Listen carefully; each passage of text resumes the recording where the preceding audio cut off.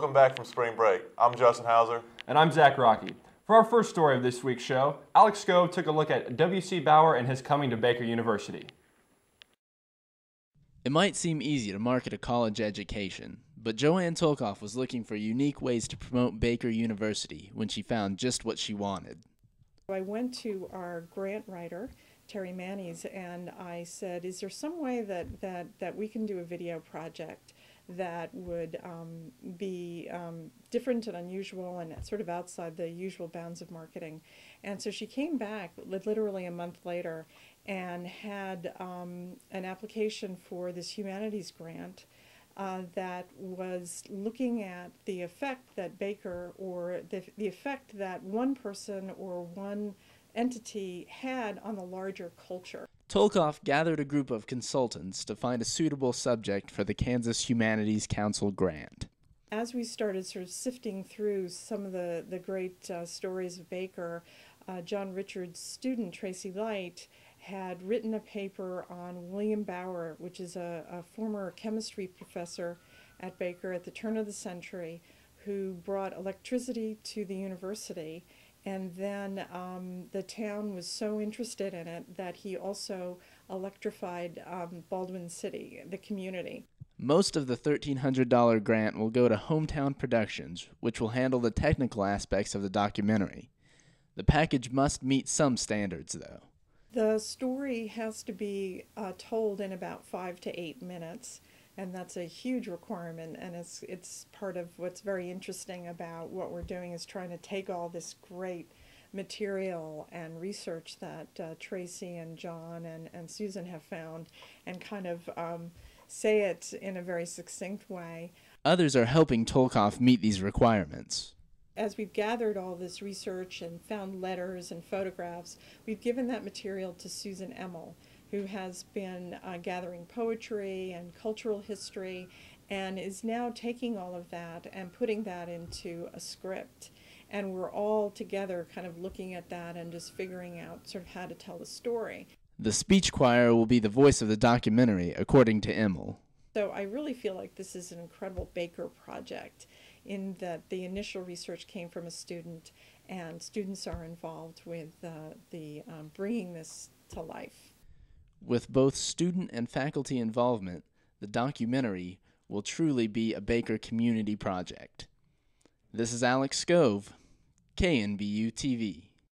Thanks, Alex. For this week's Staff Spotlight, Kelsey Epperson visited with Dr. Erin Joyce. Associate Professor of French Erin Joyce is this week's Orangeline Staff Spotlight. For the past 10 years, Joyce has taught French to the students of Baker and also coordinates the honors program. Along with these heavy responsibilities, Joyce also works with the students who request money to travel to present at conferences and auditions. She's an advisor and takes part in faculty committees.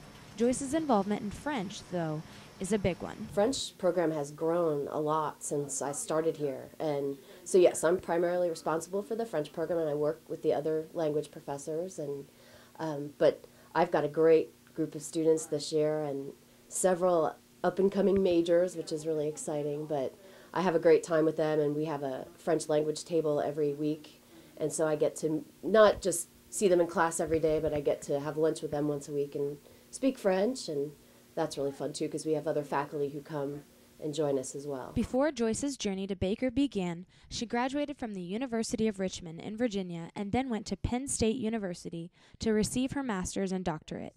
It was long before her college years, though, that she knew teaching and French were in her future. Started French in junior high and just loved it, and knew that I've always wanted to be a teacher, but not sure what level or what I would want to teach. And then when I went to college, I decided to major in French because it was always my favorite subject in school, and just kept going with it. So pretty much since I was about 12, I've been speaking French. So. Joyce has shared her French-speaking talents to students after an easy decision to become part of the Baker family. She says after several job interviews, Baker was the grand finale.